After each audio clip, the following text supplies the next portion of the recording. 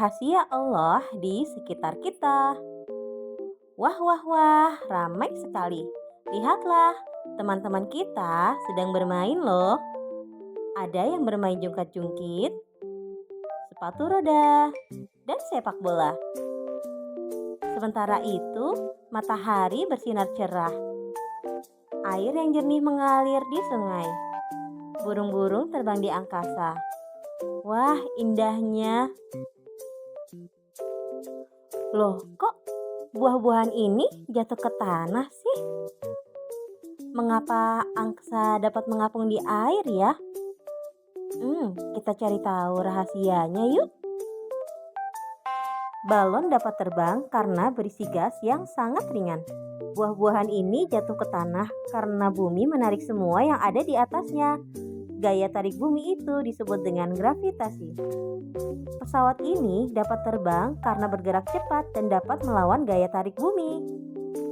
Ayunan bergerak oleh dorongan kaki. Keluarga angsa dapat mengapung di kolam karena tekanan air ke atas. Tiang-tiang listrik mengantarkan listrik dari pembangkit ke rumah kita. Kelinci mendapatkan energi untuk meloncat dan berlari dari rumput yang dimakannya. Tumbuhan membuat makanan di dalam daunnya dengan bantuan sinar matahari. Kereta dorong bayi dibuat beroda untuk mengurangi gesekan sehingga mudah didorong.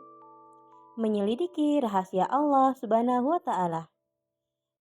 Jika kita amati lebih dekat, ternyata banyak rahasia Allah Subhanahu wa Ta'ala dalam kejadian sehari-hari. Sejak dahulu, para ilmuwan meneliti rahasia Allah Subhanahu wa Ta'ala. Ilmuwan Muslim yang bernama Al-Khazini meneliti mengapa semua benda jatuh ke bumi. Teori itu disebut dengan teori gravitasi. Beberapa abad kemudian, Isaac Newton, ilmuwan barat, meneliti teori yang sama. Ilmu yang mempelajari hukum alam seperti gravitasi itu disebut dengan ilmu fisika. Ada Nashiruddin At-Tushi yang merupakan ilmuwan pertama yang mengukur jarak benda langit dengan angka. Sebelumnya, orang Yunani mengukur benda langit hanya dengan perkiraan. Ilmu yang mempelajari benda langit disebut dengan ilmu astronomi. Syarif Al-Idrisi merupakan ilmuwan yang mempelajari bumi. Dia mengembara ke berbagai tempat untuk mengetahui benua, pulau, laut, dan danau. Dia merupakan ilmuwan pertama yang berhasil membuat bola dunia. Ilmu yang mempelajari bumi disebut dengan geografi. Dunia tumbuhan juga menyimpan banyak rahasia.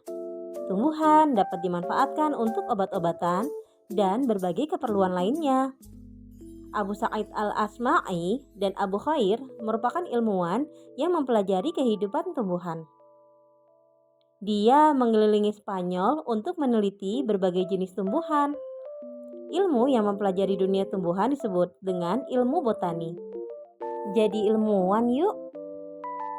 Semua muslim dapat menjadi ilmuwan loh, asal mau belajar dan bekerja keras sesuai bidang yang kita pelajari. Kita dapat mengawalinya dengan 1. Pilihlah suatu pokok masalah yang paling teman-teman sukai untuk diteliti. Misalnya, dunia tumbuhan, binatang, listrik, atau yang lainnya. Lalu, sediakan buku untuk mencatat. Catatan itu berisi pertanyaan-pertanyaan, pelaksanaan penelitian, hasil, dan kesimpulan. Catat yang rapi ya.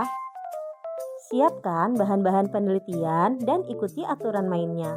Jangan lupa minta teman atau orang tua untuk membantu.